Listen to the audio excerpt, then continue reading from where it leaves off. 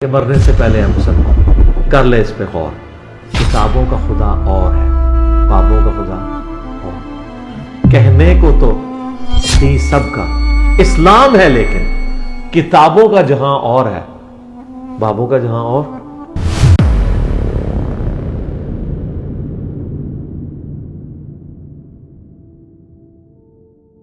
बिस्मिल्लाहिर्रहमानिर्रहीम। जहलम अकेडमी की तरफ से तमाम भाइयों को अस्सलाम वालेकुम। आज हम आपको फिर दिखाने लगे हैं दो डिफरेंट पॉडकास्ट की हाइलाइट्स जो कि रिकॉर्ड की गई थी 22 फरवरी 2026 को संडे के दिन जहलम अकेडमी में। इस दफ़ा संडे बहुत बिजी रहा। हमने टोटल 3 पॉडकास्ट रिकॉर्ड की। एक पॉडकास्ट हमने अलग से अपलोड कर दी थी। आज हम दूसरी आपको दो जो डिफरेंट पॉडकास्ट थी उनके हाइलाइट्स भी दिखाएंगे। इनमें जो पहली पॉडकास्ट रिकॉर्ड की गई है वो है हमारे ज़ियाउर रहमान भाई। सोलर एनर्जी का बिजनेस करते हैं, उनकी प्लेट्स का बिजनेस करते हैं। सोलर एनर्जी के ऊपर एक यूनिक पॉडकास्ट रिकॉर्ड की गई है। बहुत इंफॉर्मेटिव वीडियो है, आप भी लाजमी देखिएगा।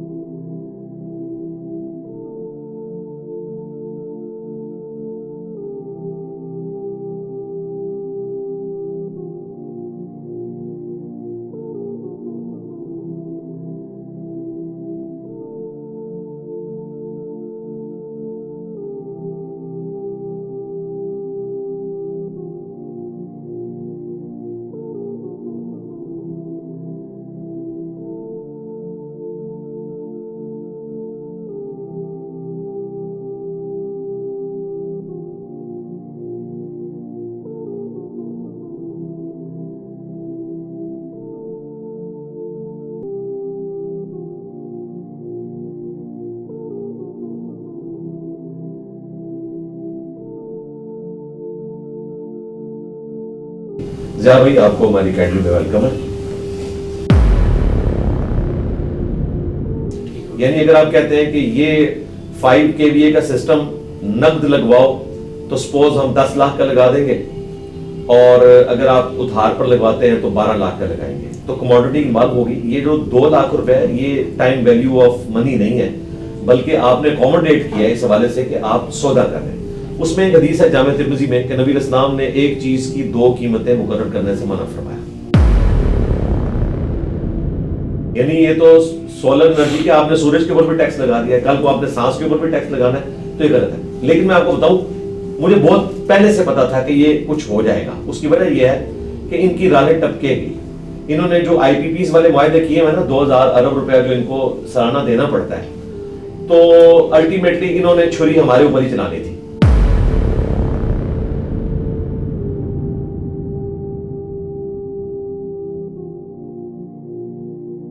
और दूसरी पॉडकास्ट रिकॉर्ड की है हमारे जीएनएन के सीनियर एंकर उमर बशीर भाई, जो कि जीएनएन के प्लेटफॉर्म से पॉडकास्ट भी रिकॉर्ड करते हैं। पिछली दफ़ा भी एक दफ़ा करके जा चुके हैं, इस दफ़ा फिर आए हैं। बहुत ही बेहतरीन वीडियो रिकॉर्ड हो चुकी है। हम आपको चंद हाइलाइट्स दिखाएंगे, चंद झलकियां दिखाएंगे, बिहाइंड द सीन दिखाएंगे। मुकम्मल पॉडकास्ट उनकी अपने चैनल पर अपलोड हो जाएगी। तो आइए अब प्रोग्राम की तरफ चलते हैं। जज़ाकल्लाहु खैरा।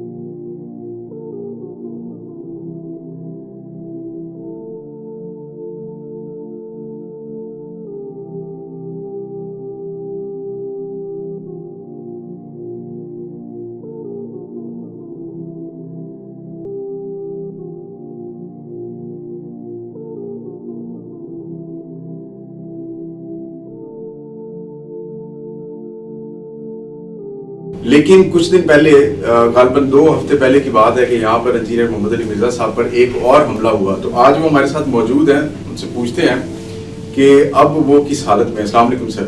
वालेकुम अस्सलाम व रहमतुल्लाहि व बरकातुहू।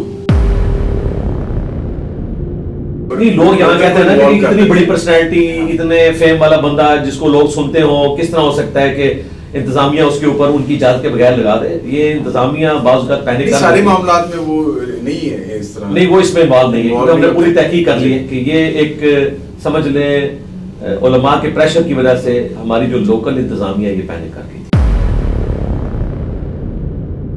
ये सबसे बड़ा सबूत आपने याद रखना है। बिग ब्रदर्स जब इन्वॉल्व होंगे ना तो दफा कटेगी नहीं, उनको पता है कट गई तो फिर ये कोर्ट्स के नैमो गरम पे है, ठुक जाएगा कुछ अरसे के लिए और अवामुन नास में हमेशा के लिए। उस वक्त ये क्रेन पार्टी उरूज पे थी, टीएलपी, इन्होंने कई दिन तक धरना दिए रखा उनके लोकल थाने के बाहर कि जब तक दफा नहीं कटेगी। मेरे केस में तो डिप्टी कमिश्नर जो है वो चंद मिनट के अंदर पैनिक कर गया। फिल वक्त तो मैं विक्टिम बना हूं ना जिसका, जिसके आप विक्टिम बने। जी, मैं तो फिल वक्त उसकी बात करूंगा ना, बाकियों पे तो मैंने उस तरीके से तहकीक करके उनकी चीजें नोट नहीं की। कभी वो भी लुचफराई करेंगे तो उनको भी देखो, जिन्होंने आपके मतलब वीडियोस भी बनाई थी, फिर आपने भी कुछ आउट ऑफ कॉन्टेक्स्ट कोट किया, क्या इसने इस्तिस्ना को सपोर्ट कर दिया है। मैंने सपोर्ट नहीं किया था, मैंने बिल्कुल अपोजिट बात की थी, इसने फिर भी क्लिप बना दिया। इससे बड़ा क्या ब्लंडर हो सकता है। फिर पतंगबाजी वाला मेरा क्लिप काट के आउट ऑफ कॉन्टेक्स्ट कोट किया कि खान साहब के दौर में हराम कहता था। नहीं, वो मेरे पास है जी, मैं नहीं, वो ठीक है, नहीं, वो जो क्लिप है वो तो नून लीग के दौर का है, पुराने वाला भी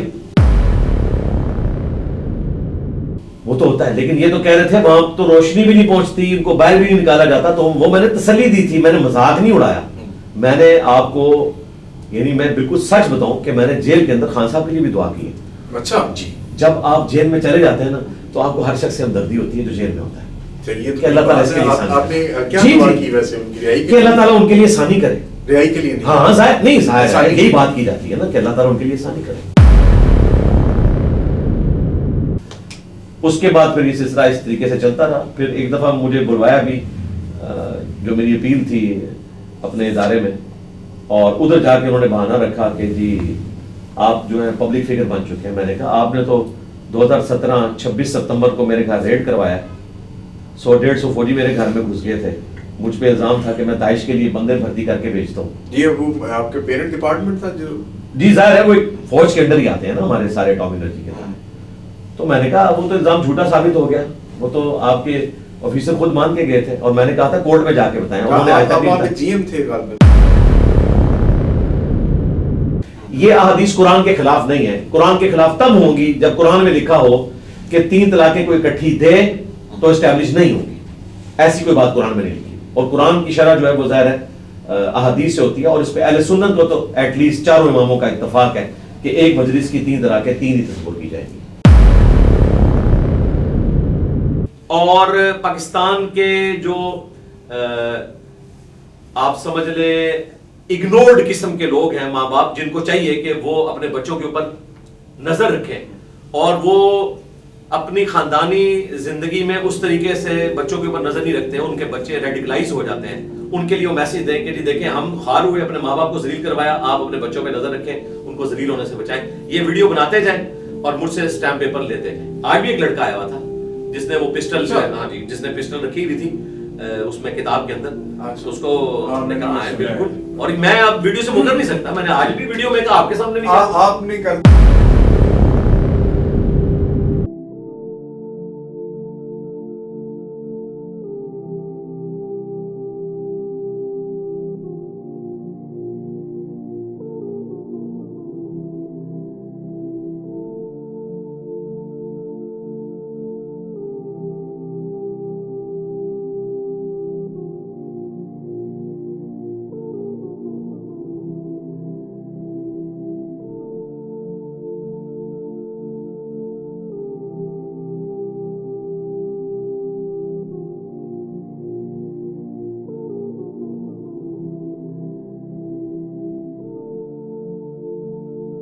और फिरकों की दुकानें बंद।